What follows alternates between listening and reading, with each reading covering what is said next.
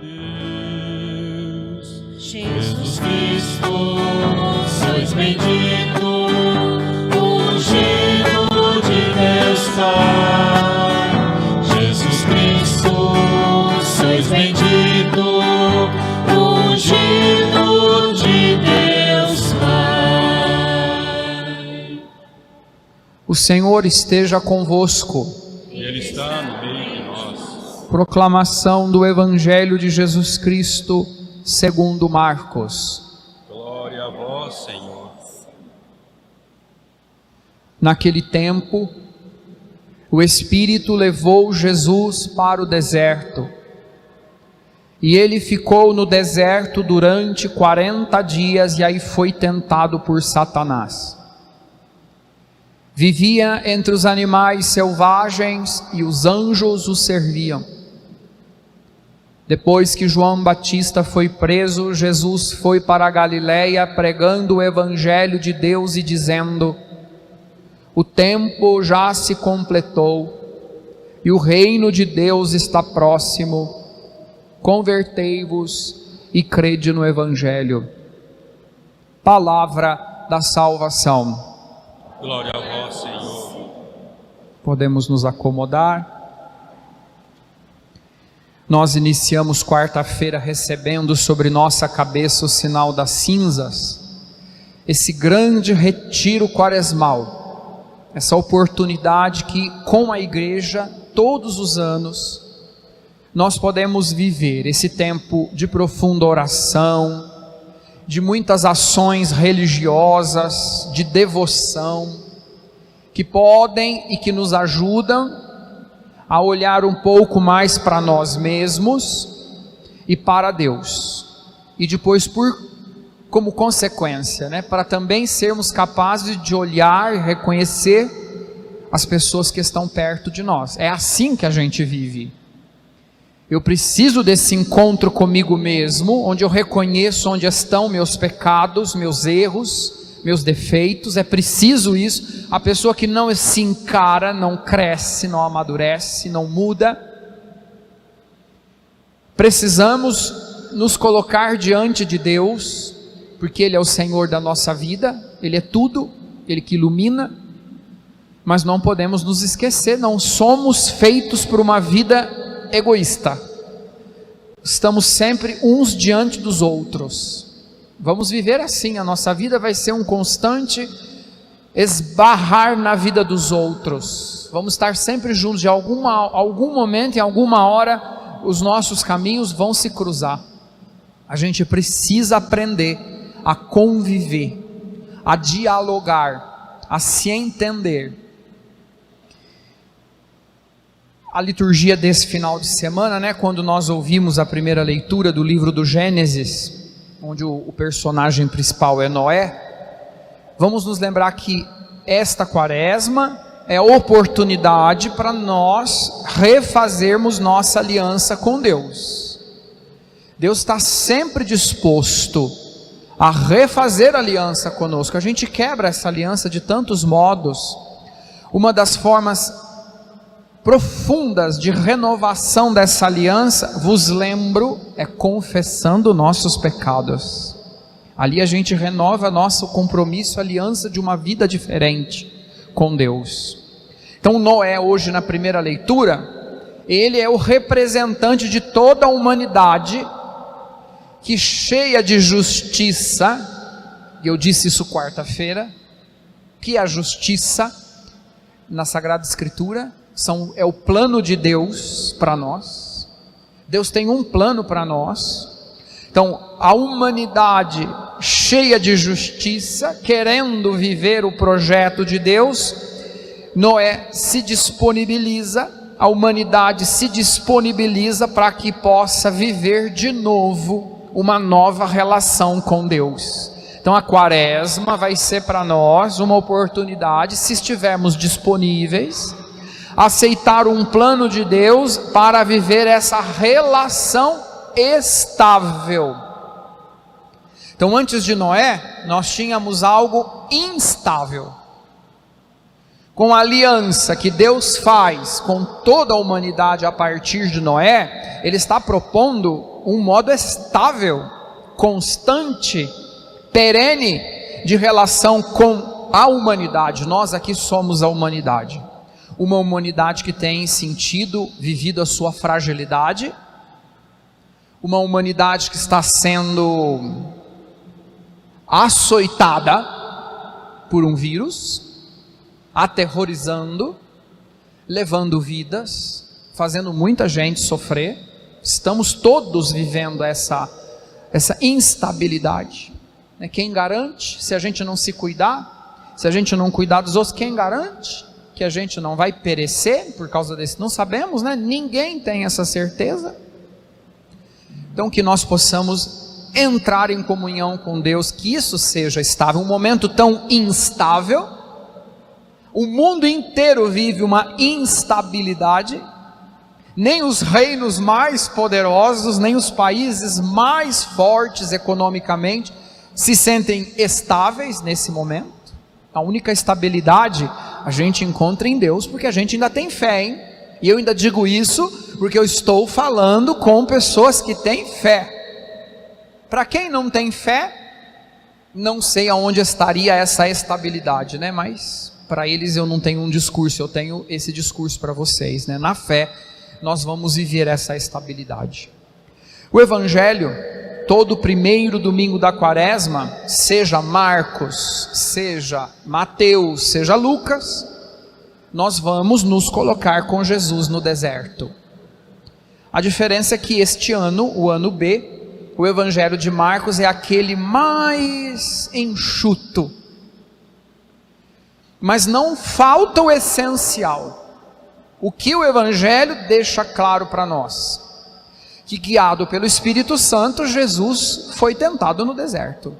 Todos os evangelhos dizem a mesma coisa. Então essa cena da tentação, muito sumário hoje, não deixa de, muito sintético, né? Não deixa de colocar para nós o essencial. Depois eu abro aqui um parêntese, né? Durante esses 40 dias, quando Satanás tenta Jesus, no ser, no poder e no ter, lembremos que nós também vamos ser tentados. Esse ser, o ter e o poder são as famosas tentações universais. O querer ser importante hoje é um cuidado que a gente precisa ter. Ser visível, todo mundo tem essa gana de visibilizar as coisas. Eu faço um bilhete, tiro uma foto e publico. Se eu não fizer, parece que não tem graça. Isso é uma tentação. A tentação do poder, ser poderoso hoje. Todo mundo quer ser poderoso. Cuidado, em formas menores, em níveis menores, a gente corre esse risco também de sentir que a gente tem poder, que a gente manda. A última palavra é minha. Temos que tomar cuidado com essa tentação. E a tentação do ter, o consumismo, o materialismo, quando não a tentação de ter as pessoas, dominar as pessoas, exercer poder sobre as pessoas e querer cercear a liberdade das pessoas e querer que elas façam aquilo que está escrito só na nossa cartilha. Não, nós queremos fazer o que está escrito na palavra de Deus. Somos livres, Deus nos fez livres pelo seu Espírito. Então, guiados pelo Espírito Santo, nós durante a quaresma vamos também viver nossa luta, nossa busca. Nós queremos nos irmanar de Jesus e lembrar que Ele venceu toda a tentação.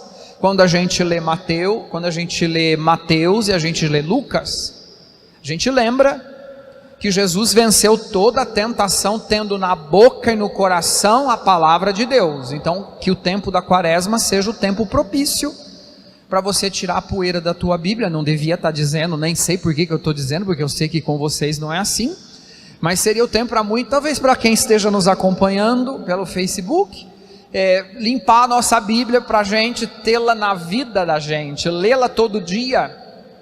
É a arma, é o remédio que nós todos precisamos, né? Meditá-la, vivê-la.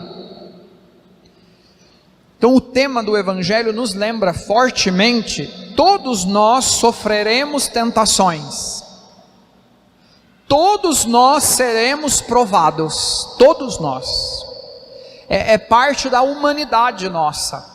Jesus foi tentado na sua humanidade, Ele que assumiu a nossa humanidade. Seremos tentados. Eu lembrei aqui, fiz um apanhado. O Adão e a Eva, eles foram tentados. Podiam ter feito uma escolha melhor, mas quiseram, se dobraram à tentação de serem iguais a Deus. O grande pecado de Adão e Eva. O Abraão foi tentado, e no final ele teve que fazer quase a oferta do seu filho, a tentação de não cumprir a vontade de Deus. O povo de Israel foi tentado 40 anos no deserto, e foram tentados, provados, vocês sabem bem por quê: cabeça dura, coração duro. O nosso Jó foi tentado, foi provado, passou por tantas dificuldades, perdeu tudo, menos a sua dignidade, menos a sua confiança em Deus. O demônio foi lá: deixa eu ver o que vai acontecer com esse Jó, deixa eu ir lá andar pelas bandas da terra para ver o que esse Jó faz, quando eu tirar dele tudo o que ele tem. Jó continuou fiel a Deus, confiando em Deus, continuou firme em Deus. Então ninguém, quer sofrer, obviamente. Quem de nós aqui não somos masoquistas? Nenhum de nós aqui procura o sofrimento, não é?